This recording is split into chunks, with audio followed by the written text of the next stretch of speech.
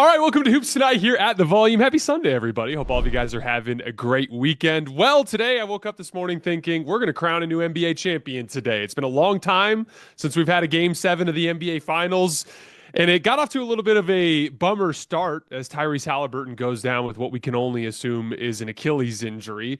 The eighth Achilles tear in the NBA this season, a very bizarre trend. Colin and I are going to spend some time talking about that towards the tail end of the show tonight. But the Oklahoma City Thunder are the 2025 NBA champions. Colin, what's your big takeaway from the NBA Finals this year? Well, our NFL champion, Philadelphia, is about roster construction and the best GM, and you have a clear number one, and that's Oklahoma City.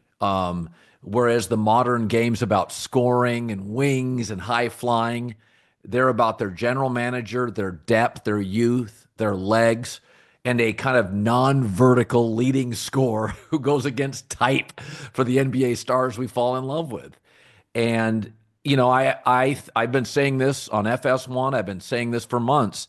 Is the NBA now, because of the aprons and the CBA, is going to be like the NFL. We're going to talk more about general managers. You can't stack players. And I think, they were the best team all season. The home court ended up mattering against Indy and Denver, really formidable opponents that had some older star players.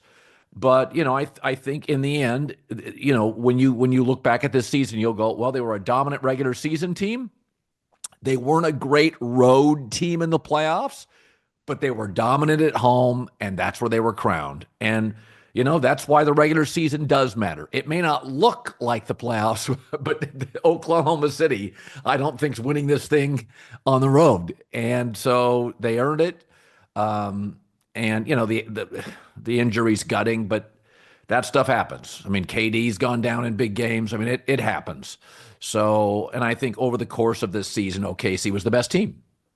Yeah, I'm not interested in any talk about asterisks. For the most part, in NBA history, almost every championship has some injury you can point to that impacted things in one way or another. And ultimately, I think Oklahoma City did this to healthy teams along the way too. They played some really good teams, Colin. They went through the best player in the world in Nikola Jokic and played him into the first 3 consecutive bad game stretch I've literally ever seen him play.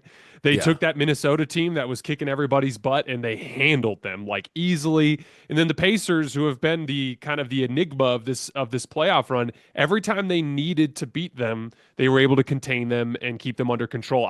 We talked after Game 5, like there is this test that you have to pass to beat the Oklahoma City Thunder.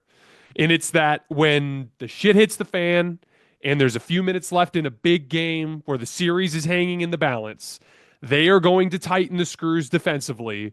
In every single series, the opposing team fell apart. Whether it was Denver at multiple spots in Game 4 in the fourth quarter, in Game 5 in the fourth quarter, the entirety of Game 7, what we saw in big spots against Minnesota, specifically down the stretch of Game 4. In this series, in Game 4, down the stretch, they just strangle the life out of Indiana. In Game 5, it's 95-93 off of a Siakam offensive rebound 3. It's a 2-point game. You're like, oh man, this could go either way. Literally turns the Pacers over 4 consecutive times just with the strength of their defense. And then again tonight, admirable effort from the Pacers there in that first half to keep things competitive. TJ McConnell, I'll always remember the way he played in this series. What a remarkable performance from him. But they came out the gates in that third quarter and they tightened the screws and they turned the Pacers over and they got out in transition. They finished this game with 23 forced turnovers and 32 points off of turnovers. That's the star of this team. I said this the other day to you, is the one thing you have to have against OKC is 2 elite ball handlers.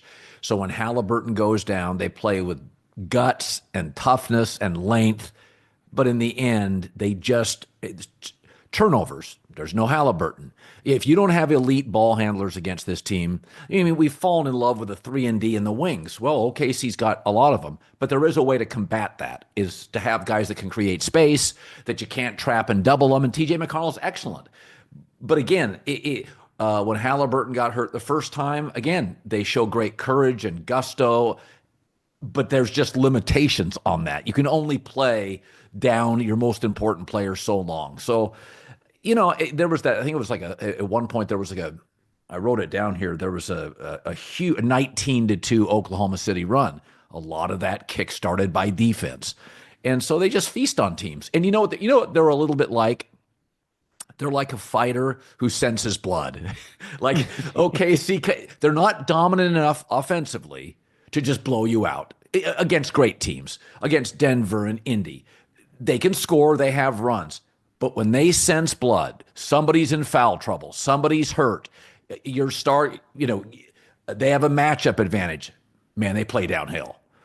They play downhill fast. And you look up and you're like, well, this was a 4-point game. Now it's a 13-point game. And, that's what great teams do. Their run looks different than a Jordan explosion or a Shaq Kobe explosion. But nonetheless, it's a burst. And everybody looks different. So all my notes here, I looked through, I kept waiting for the inevitable run, and it happened. And it was, it was off turnovers. And I just kind of felt like I saw an SRR stat. I think that's what it's called, an SRR stat about Indiana. And they said if Indiana wins, they'll be the worst champion since the 1978 Washington Bullets, which, by the way, I can name the entire roster because it was when I fell in love with basketball. But the truth is if Indiana won, it was probably our weakest champion, though I love them. And OKC wins, at least we can hang this. Boy, that's a top 5 defensive team all time. We can hang something that sounds like a champion. NBA's leading scorer, deepest team in years, all-time top 5 defense. That sounds like a champion, does it not? Absolutely. Their defense is one of the great defenses that has ever played in the NBA. Like that was true in the metrics, and all we can do to tie that case together is what the metrics showed in the regular season, and then what do you do in the playoffs against the competition you faced? This was a Pacers offense that was lighting everybody up, Colin, and they got strangled every single time it mattered. Yep. Nikola Jokic is literally the best offensive player I've ever watched. And they had him under control in every pivotal moment of that series. That is the type of defense that we watched. This Thunder offense was frustrating sometimes. We're going to talk about Shea in a few minutes. Like, Shea was great every time he needed to be great, but there were some downsides here. He had a game in this series where he had 0 assists. They had games where they'd moved the ball poorly, where they were out of rhythm, out of flow. They're young players against elite playoff defense. That's going to take some time to figure out. And there's no doubt that if the Thunder are going to have sustained success in this league, they're going to have to figure out some things offensively to be better year after year after year. But their defense right now is elite, hold the trophy defense. And that's what came through for them again today. I was really interested to see if Chet Holmgren could deliver finally. And I thought in the second half, it was like, okay, Chet Holmgren played with more confidence. That was my only question. I thought, man, if this is a 3-point game and there's 4 minutes left, OKC, home favorite, could get really tight. And they left no doubt. But I thought Holmgren and J-Dub both in the second half played well in that run. And that was one of my concerns, is that I've never seen a team like this young win a championship. And, I was thinking about this as you were talking about SGA. Usually, let's say, for instance, Shaq wasn't hitting his free throws. He still had all-time power. If Kobe and MJ weren't hitting their jumper, they could go vertical. Magic Johnson struggling from the field. He just had a size advantage. He'd back you down. SGA is not a vertical player. So if he's off and he's off center, he doesn't have power. He doesn't have speed. He's strong for his size. He's not a vertical player. He is a mid-range maven. Like, he is all-time stuff. And so, I've said before, he's an all-time scorer, but he doesn't feel like he's in the Curry class where you're like, wow, I've never seen a human. Like, Caitlin Clark's got some of that. You're like, I've never seen that, right? SGA, I've seen it. Alex English, Kiki Vandeweghe, he's just better at it. And so I do think, when you play better teams and you can get him off his game, he has a very centralized game. He's tremendous at it, but I think we'd both admit he needs a friendly whistle. And because he's so gifted, he almost always gets it. It's not like the Harden whistle, which is like, feels illegal. That's not it. It's like, That feels unstoppable is different than it feels illegal. But, he is, I love him. I love his maturity. He's just a smart, hardworking kid. He's impossible not to root for. I know everybody doesn't like, all the flopping, but I have a hard time not rooting for guys who are more mature than their age with completely refined games where I can see the work ethic. I can see the years you've toiled in a gym. That to me, as a grinder, like I love that kind of basketball, and I think that's what he embodies. The Ridge wallet, I just got mine in the mail, is the sleek, minimalist powerhouse that holds up to 12 cards. It's great. 12 cards without adding an ounce of unnecessary bulk. The Ridge wallet is made with premium materials like aluminum, titanium, a carbon fiber. You have over 50 plus colors and styles to choose from. The best part is all Ridge products have a lifetime warranty. This is literally the last wallet you're ever going to have, or I'm going to have. And losing your wallet is the worst. But with the Ridge AirTag attachment, you'll always know exactly where it is before panic mode kicks in. Ridge isn't just about the wallets. They create premium everyday carry essentials like key cases, suitcases, and rings, all built with the same sleek, durable design. Limited time, our listeners get 10% off at Ridge by using Cowherd at checkout. Just head to ridge.com, use the code Cowherd. That's me. You're all set. After you purchase, they'll ask you where you heard about them. Just please support our show. Tell them we sent you. Yeah, I think it's fascinating because at his age, being 26, he's kind of in this weird role that's reminiscent of some of the roles that you've seen guys like Tom Brady and LeBron be in, where they're the elder statesman in the locker room. He's the elder statesman in the locker room at 26 years old. It's such a bizarre dynamic. But if he was an immature player at 26, this whole thing could fall apart because of the youth in that locker room, and he just brings that veteran presence. This is the perfect time for us to get into the Microsoft bit, and I'm going to kick it back to you. So welcome to Course Correction, brought to you guys by Microsoft. Just like star players and teams navigating performance hurdles, and business decision makers today are under immense pressure to get things right. They must rise to the occasion, turning challenges into opportunities. Microsoft empowers these visionaries with AI solutions, simplified cloud and data management, and trustworthy, responsible AI. And when you're in the NBA, you have your own hurdles to face. In this segment, we will highlight the player every week that has risen to the occasion when his team has needed him. Whatever challenge you're facing, Microsoft empowers you with the expertise to say, bring it on. Our player of the week this week is the 2025 NBA Finals MVP. It is now official, Shai Gilgeous-Alexander. Colin, I was thinking about a cool way to frame this segment, and all I could think about is, like you mentioned, with the Washington Bullets roster. Everything for me as I'm talking about all-time greats is kind of played through this lens of when I started really following the league closely, which for me was in around 2005, 2006. You've been watching a lot of NBA basketball for a really long time. You've seen a lot of stars come through the league as young players, leave the league as vets. What has been your first impression of Shai Gilgeous-Alexander as a playoff performer in the NBA? That if I go back to Kareem and the skyhook, which was unstoppable, unblockable, and he mastered a shot. I'd never seen a player master a shot when I first watched Kareem. I can remember as a kid in my backyard doing it like nobody else shot the hook. Michael Jordan's mid-range game. If you look at a lot of the great players, beyond just scores, they are the master of their domain. I do what I do, and they're all different looking. There was no other Kareem. David Thompson was a little Michael, but Michael's mid-range game, he had 3 or 4 stock moves. Tim Duncan, the great fundamental, is that a lot of the all-time great players, and I've said this about Mahomes, can be boring. They have mastered what they do, frustratingly so. And I look at a player who knows exactly what he is, but more importantly, he knows what he's not. And he leans into all of his skills. And I think when you watch them play, they can be uneven offensively. The greatest thing I can say about SGA, he's their clear dominant number one scorer. So when you play them, I don't have to pick Tony Parker, Duncan, Manu. It's like, stop him. And people can't. I mean, that to me is a fastball. Like that, you can beat them, and J Dub can have 32, or Chet could have 24, or Lou Dort hits 5 threes. But the numbers are, if he gets to the free throw line, they win.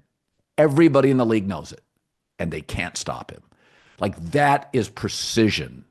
That is mastering a craft, and I just have great respect for that. Yeah, the Duncan comp is super fascinating to me because Shea doesn't have some super demonstrative personality on the court. He lacks a vertical element to his game. There's nothing that as people who play a lot of basketball, I've stolen little bits of footwork and moves from him that I think are useful moves for young players to work on. He's brought his own little kind of unique flair to the 2 guard position, just like Harden did, just like Wade did, just like Kobe did, just like MJ did. He's got his own like kind of unique take on it. But similar to Duncan, even if there wasn't that, overwhelming optical appeal, it's just surgically effective. Yes. And no matter what happened in this playoff run, the most reliable play type out there was give the ball to Shea at the nail. And he's probably going to either draw a foul or get to a mid-range jump shot that he can hit about 55% of the time. And Colin, it has not been a perfect NBA Finals for him. He had some rough games. But here's the thing. Just about every star struggles in their first NBA Finals. LeBron struggled in his first 2 NBA Finals. It is an impossible stage to be. I shouldn't say it's impossible. It's a very difficult stage to perform well in. And to his credit, every single moment in this series where things could have gone south. So like game 2, you're down 1-0, you lose that game, series is probably over. Game 4, you're down 2-1, you lose that game, series is probably over.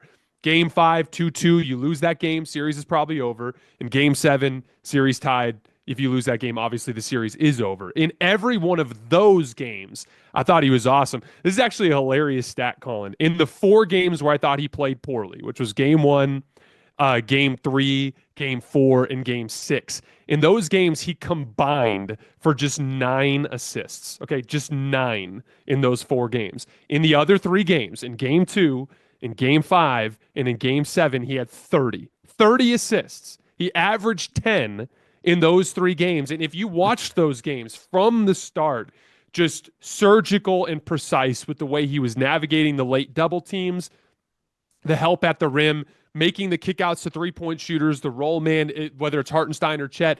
I thought Shea, to his credit, every time the team needed him to be great in the series, he was great. And I think that is the stereotypical Finals MVP performance. I thought he thoroughly deserved it. And most players don't even do this well in their first time around. Yeah, and I don't think they're a great team. I think they could be with age. Like next year they'll play. Now watch next year. OKC won't be as dominant in the regular season. They won't be. There's no need to be. You're going to rest players. So next year they'll win by an average of 6.8, not 12.9, right? They'll try to build up. They're going to try to build up their younger players, make their draft picks. They want to see guys that can play. So it'll be interesting. But next year they'll play like a champion. And so what you'll see, they'll be a little less uneven to the aforementioned stats. Where you saw him bounce a little bit, you'll probably get a little bit less than that. But it's also something that Indiana was better defensively than people gave him credit for. They could put a lot of length on the floor. And I think we are going through, we've seen it now with multiple teams, and I was fooled with Denver. I say it right now. The last 7 champions have been very good teams. Will this be a great team? I'm fascinated to watch the Houston Rockets now, right? Like Şengün, Amon Thompson, Kevin Durant. I want to give Indiana credit because the Haliburton injury did matter. But in the end, I still liked Oklahoma City. I think when I look at Oklahoma City's rough edges, it's mostly Holmgren just needs another year to grow. Like one of their roughest edges is, God, Holmgren did nothing tonight. Jay Williams, J-Dub, he can still be uneven. He can be masterful. But I think most of the things about them are a lot of them are age specific, is young players in big games, especially on the road, aren't as good. And so I look at them and I think, oh, they have a chance to be really good next year, play as a more confident team. And I think, by the way, their coaching staff will grow. Everybody will just get better. But most of my criticisms of OKC are, you just didn't know game to game what you got with Chet Holmgren on the offensive end. When he played well in the second half, it's like, wow, that's a really hard team to beat.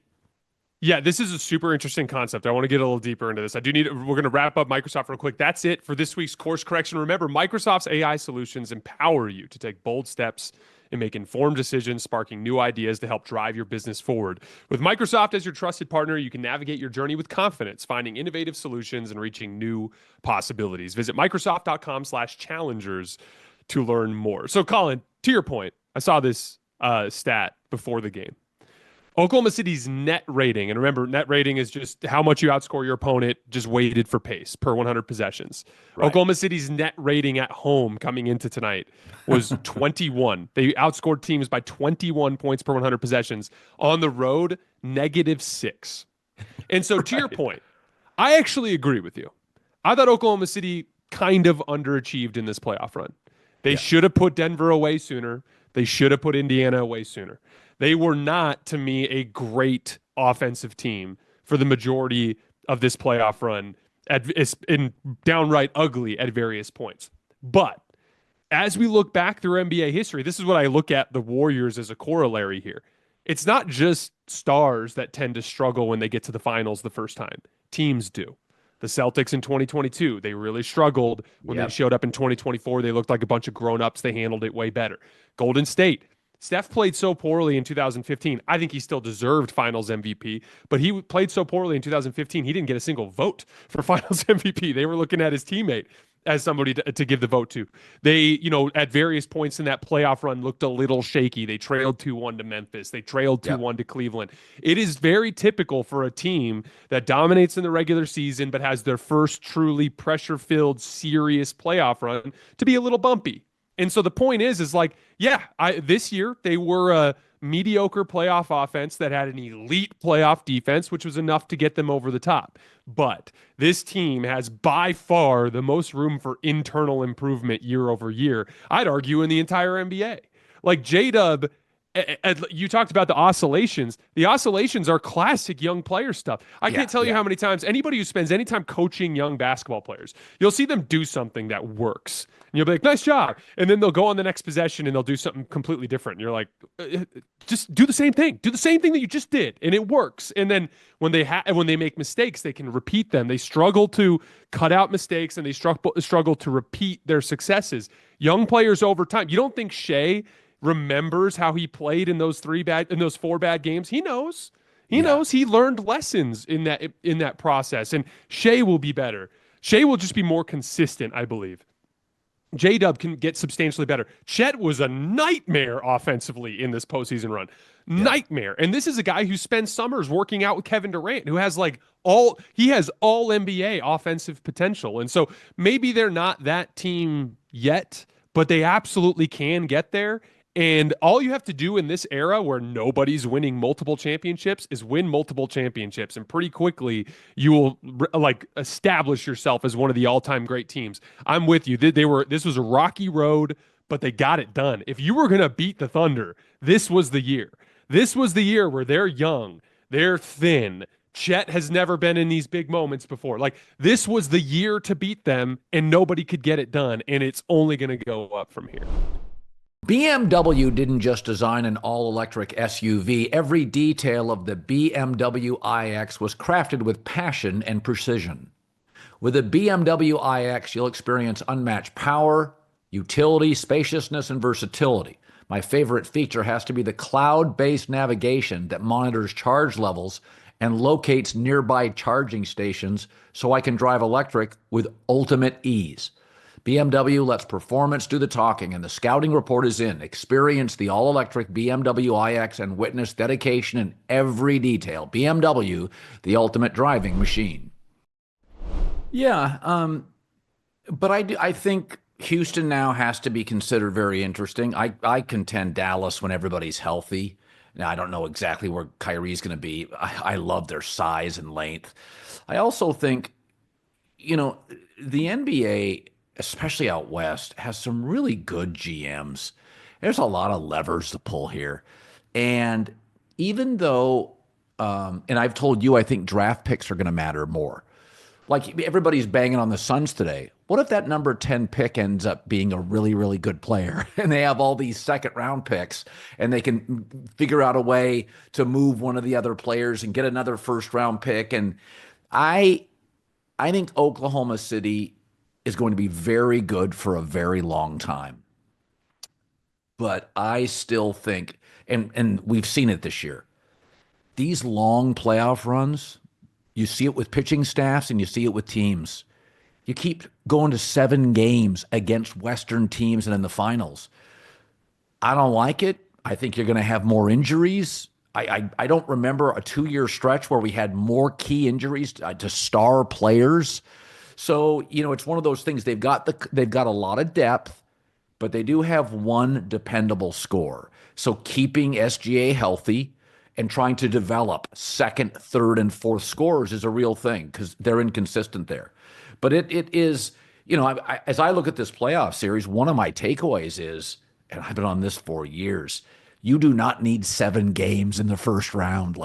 And you say, well, it could be a sweep. You do not need 4-game sweeps. You could do it in 5 games or 3 games. So I think OKC is not good enough to be brittle, injury riddled. I think healthy. We always say it in the NFL. It's attrition. Some of these playoffs, Cleveland fell apart the year before. New York fell apart, and Yep. I think that's a lot of it. I think the West is going to be razor thin. We all know San Antonio's going to take a jump. So I think a lot of it is if we're going to keep doing 7-game series, well, a lot of it is who's healthy because a lot of guys went to the floor this year. And OKC, Haliburton, and OKC's super young, and they just held up. They kind of physically wore everybody down over the course of this playoff run because they just have this deep rotation of young players. That's right. I agree with you for the record. I want to be clear. I do not think this Oklahoma City team is the KD Steph Warriors. No. That team felt borderline unbeatable when they were healthy. I don't think this Oklahoma City team is unbeatable. I just think we haven't seen their ceiling yet. I think there's a level they can get to, especially in the offensive end of the floor, that we haven't seen yet. And I'm curious to see where that ends up. Does that end up being a team that's just like all the other champions recently, they can't repeat? Or does it end up being a team that ends up making a mark on this era? But the injuries thing is fascinating. So we have, shout out to Josh, who gave us the stat before the show. The Tyrese Haliburton Achilles tear, if that confirms to be what it is, which is what it looked like. I mean, ABC made us watch it 30 times. I have no idea what that was all about. But that would be the 8th Achilles tear in the NBA this year. The previous season high was 5. What do you make of this uptick in these weird, severe injuries in the NBA? Okay, the pace is faster. The players are better. It's a more physical postseason. It's just more taxing on the bodies. And these athletes now come into the season in shape. You're just asking a lot. I mean, we can criticize Jamal Murray of Denver sort of playing himself into shape and Luka. But I think there are very few LeBrons out there where the body just holds up. And I think guys, I think the level of play, the level of pace, the level of physicality, these guys are more like tightly tuned violins. And it just doesn't take much. And so listen, college basketball doesn't have near the quality of talent of the NBA. But why are their ratings often beating NBA playoff games? Because of the urgency. And we all know baseball, you have to have a longer series because such a big component of baseball is starting pitching. So, you're setting up your pitching. That's part of the chess match of baseball. But I don't think in basketball I need a 7-game series. Michael Jordan's big years, it was a 5-gamer until you get to later rounds. And I think Adam Silver, and I'll give Rob Manfred and Roger Goodell credit. I think our commissioners see this. They're very open-minded. Manfred's made multiple big swings, which goes against baseball's history. Basketball's been a much more progressive, willing to experiment league. Sometimes, the new ball, David Stern didn't even give the players a heads up. But Adam Silver has made, the in-season tournament. I think you have to really examine. And when I had him on, we talked about this, is that embrace college basketball. You know what Indy, Oklahoma City is to me? We're all the G League guys. It's a lot of guys who played a lot of years of college. Embrace college basketball as an almost educational basketball tool. Not the school part, just be with Tom Izzo for 2 or 3 years. Like, it matters. And also, you have to really examine the value of these players. If you're signing a $76 billion contract for 11 years, you want your stars playing as long as they can. Haliburton's injury made me sick to my stomach. The game didn't feel the same. After that injury, I was so fired up all day. I got home early. I watched 2 hours of the pregame show. I was sick to my stomach. I'm like, oh, wow. And again, I just think you can. Money's not the problem. We got 76 billion coming. Like, money's not the issue. The owners are all billionaires. Let's protect the players. There's no reason for 7-game series in the first 2 rounds. The data is becoming undeniable. And it keeps, the thing is, Colin, too, it keeps happening on the same play, the same, like, what they call it, the negative step, where you like step backwards to try to launch yourself forwards. Essentially, the body is fatiguing to the point that when they're trying to explode forward at these points, the body is failing, and it's happening at an increasingly high rate.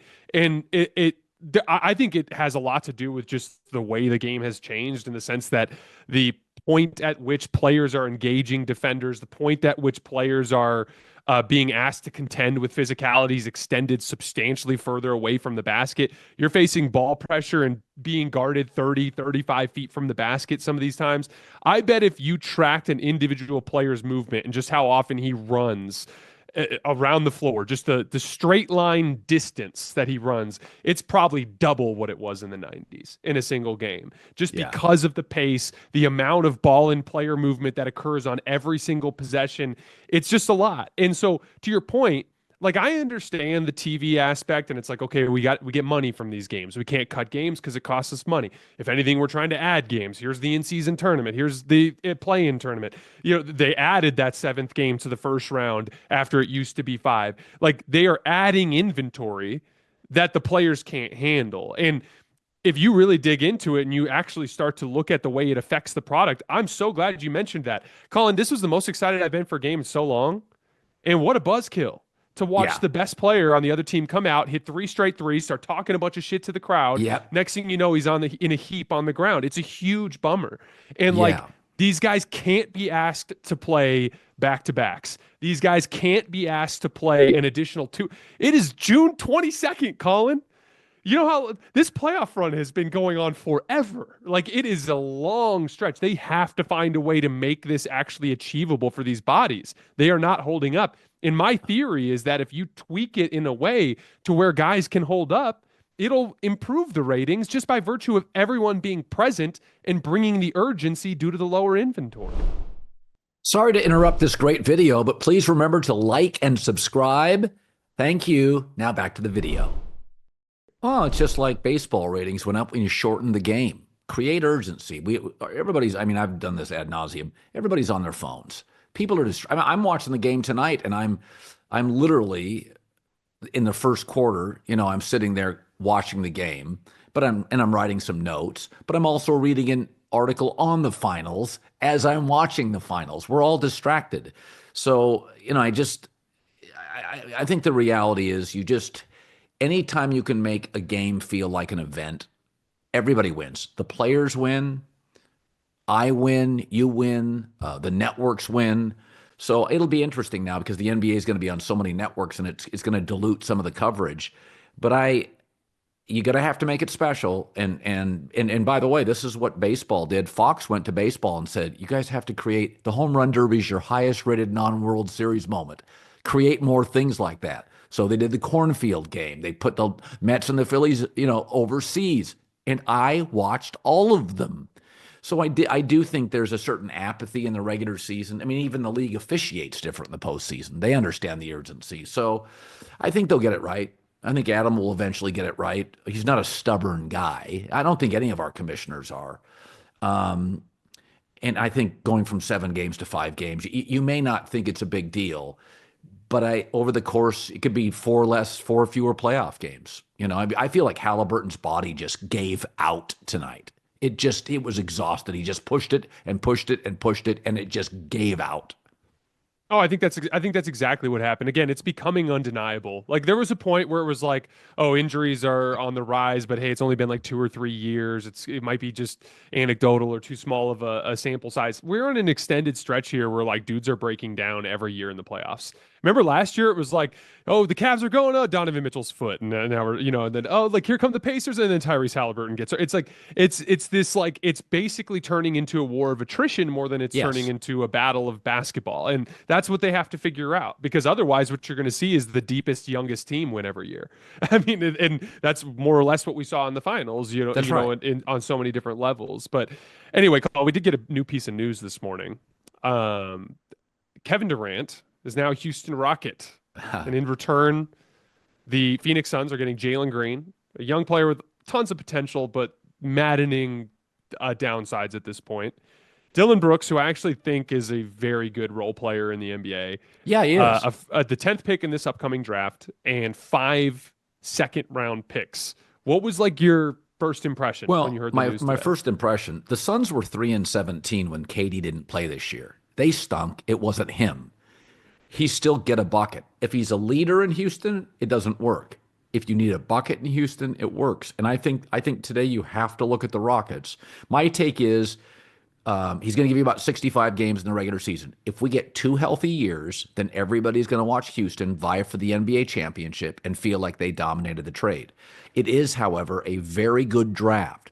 So Phoenix gets the number 10 pick. Well, many people are theorizing there are 12 players in this draft, the top 12 players, who are all-star potential. So if they stay at 10 or move up to 6 or 8, they're getting a potentially really good player, probably with more than 1 year in college. And again, I don't think anybody will ever unlock Jalen Green. Like, I think he's the classic, doesn't have a defined game, never probably will. But we can't deny that he can drop 30 in any given moment, that he's wildly talented. I don't like his game, but I'm not going to deny that he's, long, twitchy, fast, very good transition player. He's just, and there are a lot of these guys in the NBA. They come in and they're talented, and maybe either they don't work on their game or they don't get the right coaching, or they probably have so much talent from 6th grade on that they never really, there's no catalyst for them to like really burrow down on a specialized, not everybody is as driven as MJ, right? I'm reading the Caitlin Clark book. I mean, that she is MJ. She's obsessed. Yeah. And it's just like, not everybody's like that. Some people are just talented. And so, but between Amen Thompson and Şengün, it's a beautiful touch, Kevin Durant, and a series of 4 or 5 very good young players. And I think Udoka's a very good coach. That's a real team. But I think it's easy to look at Phoenix and just go, well, they got Green's productive. Dylan Brooks is a very good small forward defender, can give you 17 a night. You got the number 10 pick. You got a bunch of second-round picks, which you can turn those into things. Phoenix wanted a little bit of a reboot. They got it. But people on the internet are like, oh, Houston dominated. If Katie got hurt in game 36, it wouldn't feel like Houston dominated, right? They're not bringing him there to be a foundational piece. They're bringing him in to get a bucket. Like, he will not be, the leader is Şengün, will still be I think the centerpiece of the team. Amen Thompson will be your best athlete and your defensive stopper. He's going to be a bucket guy. So that's why I think it works. He's still one of the top 23, 26 best players in the league, I would argue. I mean, I was on the plane when I was flying in today. I started writing down numbers, and I got to like 21. I'm like, he's in that space. And again, Phoenix was terrible when he didn't play. So that's my long-winded answer on. I think Houston will look like they won the trade, but Phoenix got assets too. I think that what happened in Phoenix is a sign that like, yeah, KD, Steph, LeBron, these guys, they're not floor raisers anymore at their age. They're not going to turn a bad roster into a 50-win team the way that 27-year-old Nikola Jokic could. Like that goes without saying. I do think though that KD has been dramatically underrated because he's been on such a poor roster. Yes. I put this together for you, Colin. This is 3 stats to show that Kevin Durant is still one of the very best players in the NBA. He was the best jump shooter in the world this year. Among 58 players in the NBA to take at least 500 jump shots, KD was the only player in the league to make over half of them.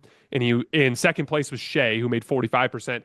And if you weighted it for threes, his 1.22 points per shot was still number 1 in the NBA. Number 2, he was the only player in the NBA last year to make at least 200 pull-up jump shots, meaning off the dribble, while making more than half of them. And 3, he was far and away the best isolation player in the world last year. Out of the 10 players who ran at least 250 ISOs, his 1.16 points per possession, including passes, ranked number 1 in the league, a full 6 points per 100 possessions ahead of Shea, who was in second place. I think he is, when it comes to refined offensive skill, he is still one of the very best players in the league. I would put him in that 6 to 15 range, depending on, and we haven't seen him play enough high leverage basketball lately to see where he really lands in there, but I think he's still in that range.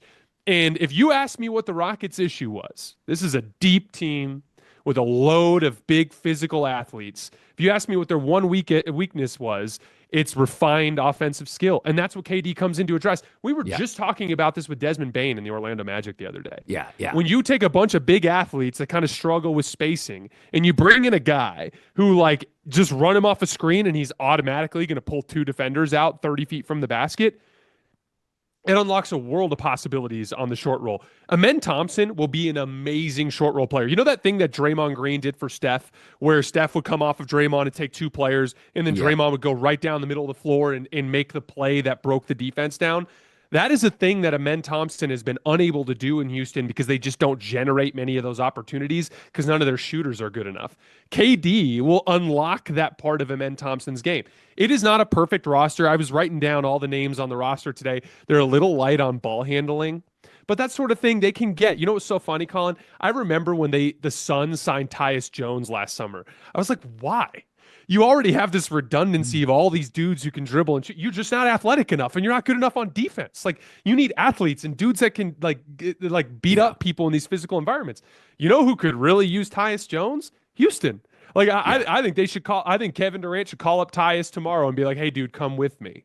Yeah, I think Phoenix, I wish Phoenix would have gotten actually a size. I think Phoenix needs size, and I think Houston needs a ball handler. And our takeaway when we watched Golden State beat Houston, we were like, God, they're so bad in the half-court offense. Yeah. If you stop Şengün, it's over, right? Like, it's just, and so you and I talked about this. He was a perfect fit there. I thought he worked in New York because of Jalen Brunson's, has the ball a lot in his hands. I thought he would work with that offense.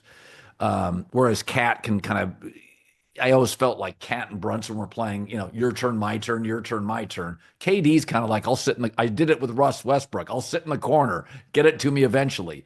So I think he fits really, really well.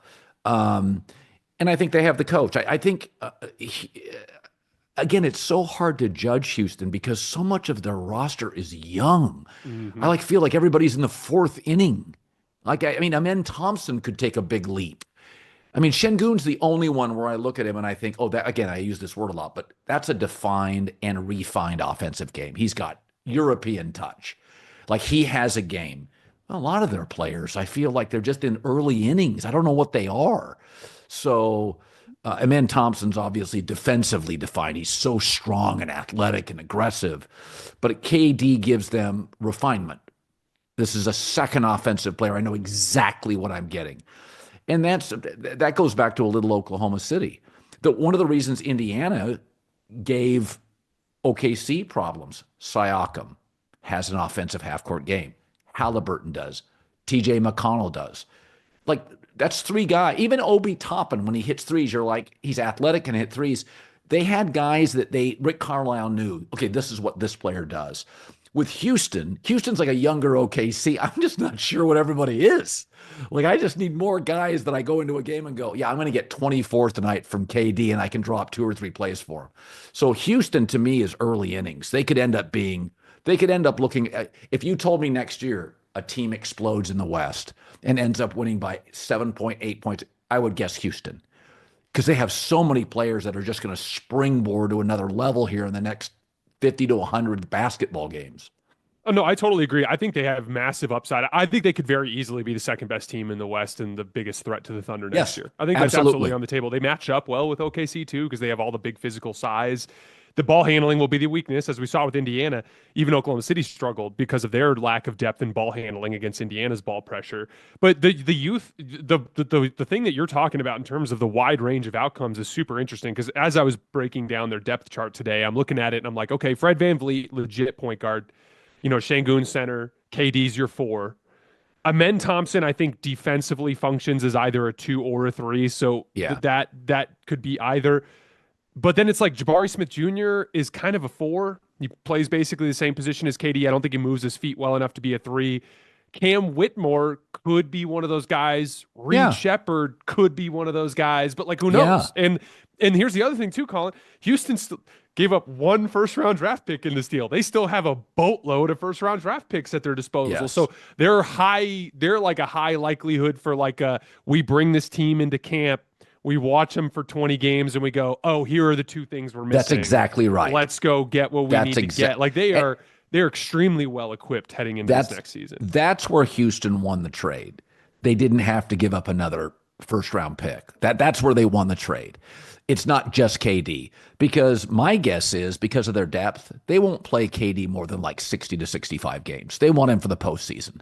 There's no reason to play him 75, 80 games because they also know if you're in the West, Jason, you're going to be in long series. So there's you're going to be in 6-game series in the West. It's not like the East where you kind of feel like if Haliburton comes back next year, they're just certain you're going to win a lot of series really quickly.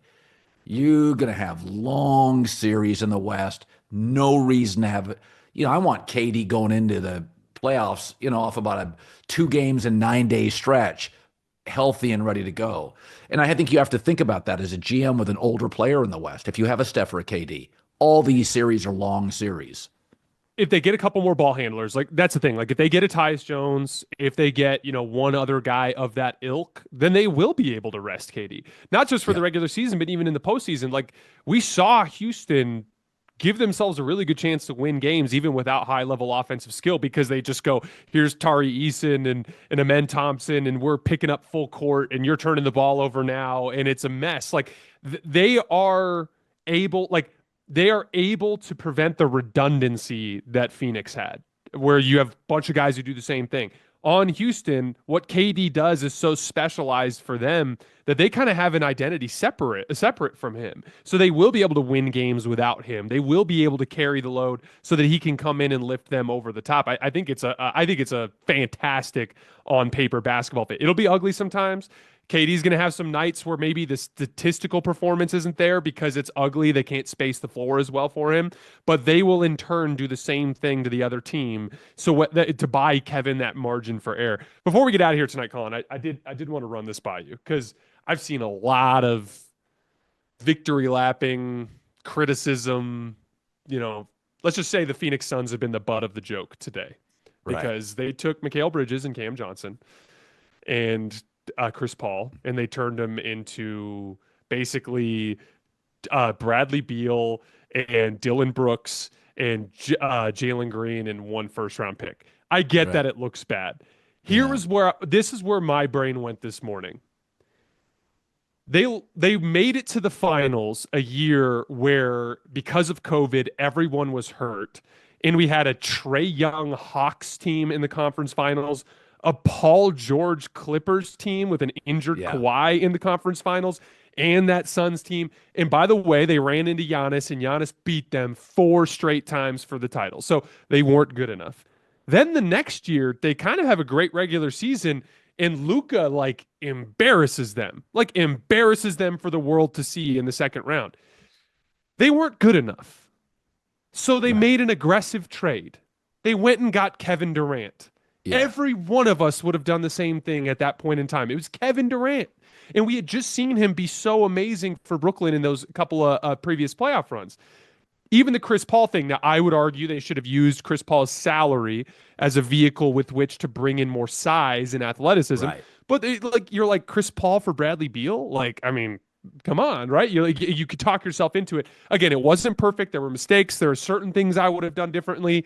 But now we're on the other side of this, and it's like self-awareness. We're not good enough. We just missed the playoffs in the Western Conference. Like KD misses a few games and we completely fall apart. Like, I understand it looks bad when you zoom out, but to me, what happened to Phoenix is just what happens when you get aggressive and it doesn't work. Well, And yeah, the they truth of the had matter the is there's risk. well, yeah, the Bradley Beal deal, and I can't criticize it because for years, I mean, I must have been on the air for 5 years saying I really like Bradley Beal. He's playing with John Wall. You're never going to flourish with John Wall. You got to get into a more mature group of veteran players. And then it's just like over the course of a year or two, he got really old, really fast, and really banged up, and he just withered down. So I was a Bradley Beal fan for years. I didn't understand why he was so loyal to Washington, which was poorly run and poorly owned. So I can't criticize him, and I always tend to be a big fan of being aggressive. I like what Orlando just did to get Bane. So yeah, I can't bang on him. Again, if they hit on the number 10 pick, they've got enough second round picks.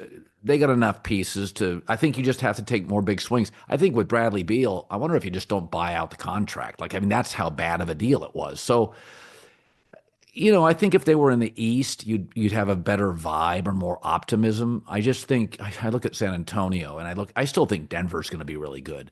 Oh I yeah. think they just, I just look at the West, the better GMs, better rosters, deeper teams. I mean, God, we've almost forgotten about what they're building in San Antonio. Holy crap, do they have a lot of talent? They're in the second inning. So I just think Phoenix, relative to the conference, they just feel like a have not, and they probably are. But I mean, I know Matt Ishbia and Justin Ishbia. I know Justin actually. I met him when I moved to Chicago. He's part of the White Sox, I think, ownership group now. And Matt got really aggressive. And I think one of the things I've learned over the course of my life, Jason, I made a lot of mistakes, but it's hard to master two things. Like Michael Jordan tried baseball, right? Randy Moss tried basketball. It's really hard. And I think sometimes when aggressive owners come in and they think, hey, because the Suns don't have the biggest scouting department, and the owner comes in and thinks, I want stars. What you're really saying is, I'm moving into a completely different world, and I'm smarter than Sam Presti, right? Like even Sam Presti, the James Harden deal early, he didn't get enough. Like I mean, I look at GMs in football and basketball who I like, and they make big mistakes. Shabazz Napier, the draft pick for Pat Riley in the Heat, like great people make mistakes. Nobody on the internet, the trolls don't want to ever admit it, but I think they came in and the owner was a little hot and a little aggressive. And this is a hard sport to master. Even the best people just, you're drafting 19 and 20-year-olds. And I think, I'm not going to bang on the Suns because when they made the moves, I was like, I kind of like it. And then a year later, I'm like, man, was I wrong? So I can't stand on any pious mountain today because I like their moves. I thought Bradley Beal's been a disaster. There's nothing else you can say. It's just been a disaster. Yeah, it didn't work. And that happens sometimes. Like, I mean, like the most recent example I can think of is the Raptors. Like, I remember when the Raptors traded for Kawhi, everyone was like, why would you do that? He's going to go to Los Angeles. He's telling everybody he's going to Los Angeles. His family's out there. He wants to be out there. That's where he's going. This is a rental. And it was, by the way, if you like remove the championship from the equation, it's like he went there and then he left and he went to LA and the Raptors tanked. Like the Raptors Yeah. fell apart after that. Like that's what happened. But they won the title. But even if you zoom in on the series, it's like 3-3 in Philly, and Kawhi hits like a leaning jump shot while falling out of bounds that hits every part of the rim and then falls in. Like that was Yeah. the gap. That was the gap between the gamble being a success and being a failure. And so ultimately, I feel like we're just playing the results when we say that. And like, Yeah. I look at it, it's like you traded for KD. There was one team who gave the 2023 Nuggets trouble. One team, the Phoenix Suns. Yeah. The Phoenix Suns were the team that pushed them to 2-2 in the series, and it looked like everything was hanging in the balance. And so, like, for whatever it's worth, it wasn't enough. But yeah, my take was less like, look at the Suns, they butchered everything. And like, they acknowledged to themselves that they weren't good enough to win the title. They made an aggressive move for one of the 12 greatest players of all time when he was still playing really well, and it didn't work out, and that's just how it goes sometimes. But Colin, it was great to see you today. Thanks so much for coming on the show. This has been a really fun season. Shout out to the NBA for giving us our first good NBA final in a very long And time. our best domestic draft coming up in forever. This is a great domestic draft. So that's we've talked about this. I think with NIL, I think you're going to have more players staying in college. The drafts are going to get more domestic. We're also poaching the best European players with the NIL money. I think draft picks over the next 10 years are going to fortify teams much more quickly than they have for the previous 20, where it's 18-year-olds who are just not ready to play. So this will be a really fun draft to watch. There's some really special players. Yeah, I'm super excited. The extended NBA Finals have put us right up against it. Guys, I have Sam Vecini coming on the show tomorrow. He does an incredible draft guide. We'll be doing a full NBA draft preview. The actual draft is on Wednesday. It's literally right around the corner, so everything's right here. Colin, it was great to see you. Thanks so much for giving us your time. For all of you guys who are on the YouTube stream, we're headed over to Playback to take some callers. So that's playback.tv/hoops tonight. I'll see you guys there. Everyone else, thanks so much for supporting us this season. It's been an incredibly successful season. I can't say enough about the way you guys have supported us in the show over the course of this year, and we will see you guys tomorrow morning.